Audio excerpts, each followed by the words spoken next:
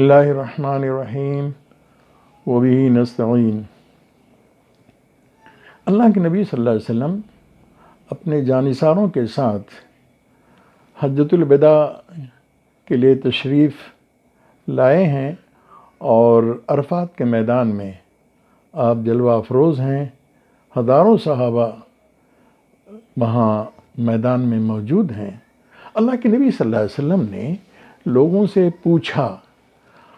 صحابہ کو مخاطب کر کے پوچھا کہ اللہ کا جو حکم تھا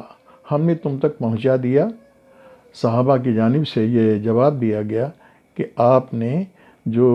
کچھ پہنچایا ہے ظاہر ہے کہ وہ اللہ تبارک تعالیٰ ہی کے حکم سے پہنچایا گیا ہے، اور ہم اس کی گواہی دیتے ہیں کہ آپ نے اس میں سے نہ کوئی کاٹ کی ہے، نہ چھانٹ کیا ہے، نہ بدلا ہے، نہ اس میں ترمیم کی ہے، نہ کوئی تبدیلی کا عمل آپ نے اختیار کیا۔ جوں کا توں خدا نے جو دیا اس کو آپ نے پہنچا دیا۔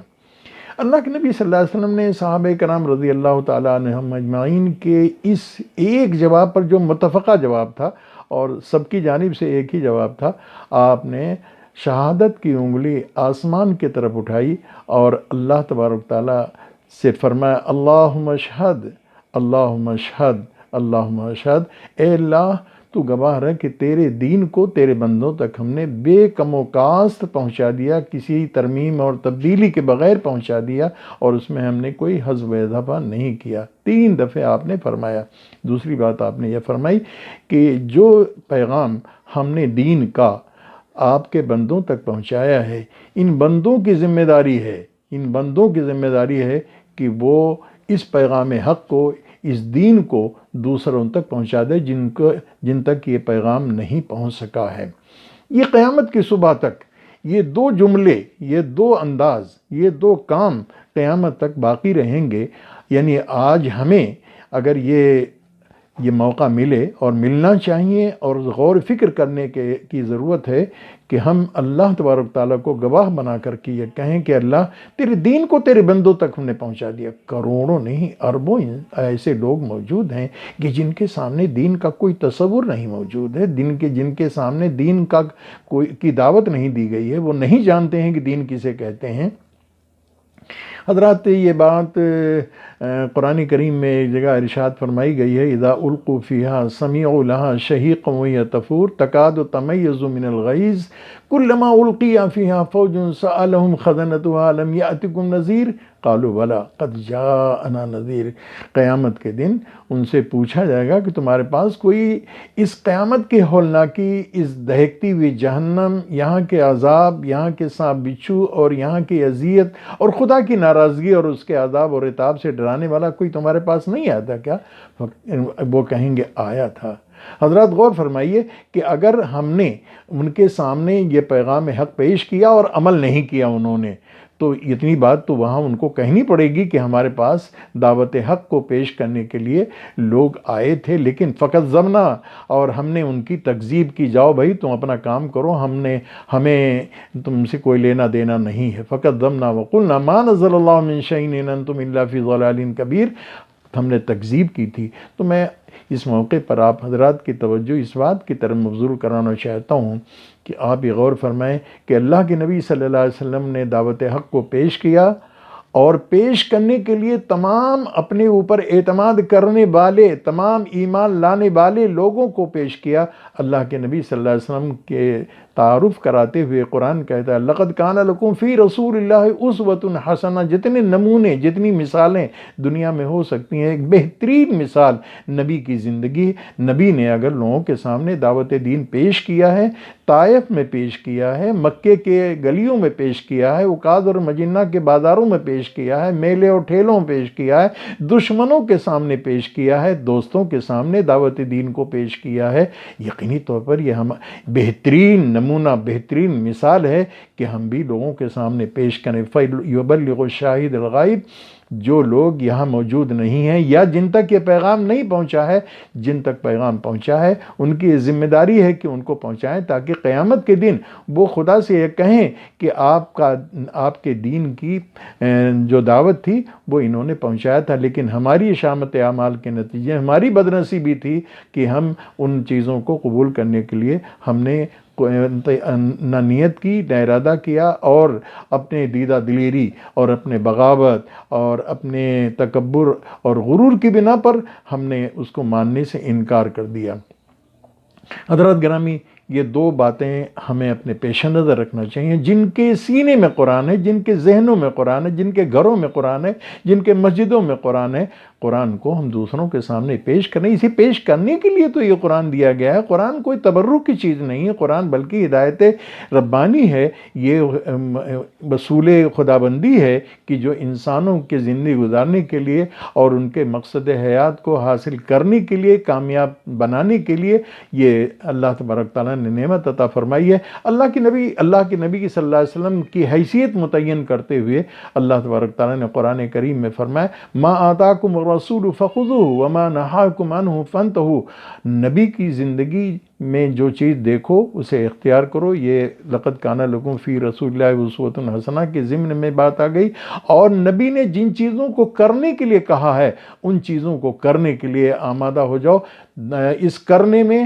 دشواریاں آئیں انہیں انگیز کرو،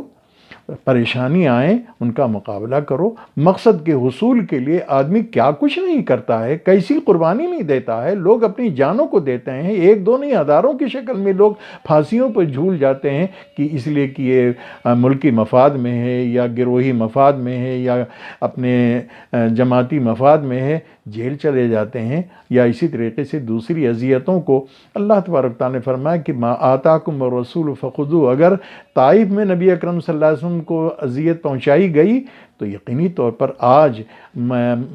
قرآن کی تعلیمات کو لوگوں کے سامنے پیش کرنے کے نتیجے میں اذیت پہنچائی جاتی، کون سی بڑی بات ہوئی؟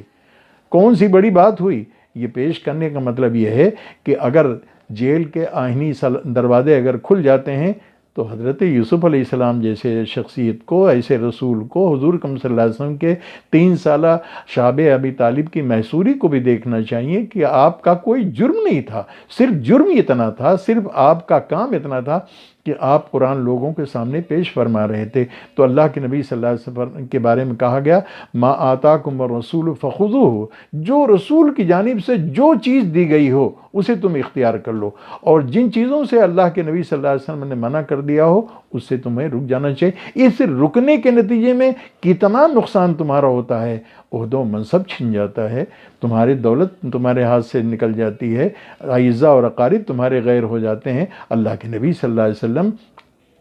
مکے میں سب سے مقبول ترین اور محبوب ترین شخصیت کے حامل تھے، لیکن جب اس قرآن کو لوگوں کے سامنے پیش کیا تو اپنے پرائے ہو گئے، اور جو یگانے تھے وہ بیگانہ کی شکل اختیار کر لی، جو دوست سے وہ دشمن کی شکل میں آ گئے۔ اگر نبی کی دشمنی اس بنا پر ہو سکتی ہے تو یقینی طور پر ہمیں بھی اس راستے میں چلنے کے لیے سوچنا چاہیے۔ ٹھنڈی سڑک پر ہم اور پھولوں کے سیج پر بیٹھ کر کے دین کی دعوت، نہ کبھی آئینی سلاخوں کہ دروازے ہمارے لیے کھلیں اور نہ ہمارے لیے کوئی مصیبت اور مشقت آئے، نہیں، بلکہ ہمیں اس سلسلے میں سوچنا چاہیے کہ بیقتلون النبیین بغیر الحق، یہی خدا پرستی کی دعوت تھی، اور الہ واحد کی بندگی کے لیے جب حضرت یحییٰ علیہ السلام نے، حضرت زکریہ علیہ السلام نے انسانوں کو متوجہ کیا تو بیقتلون ان کو قتل کر دیا گیا،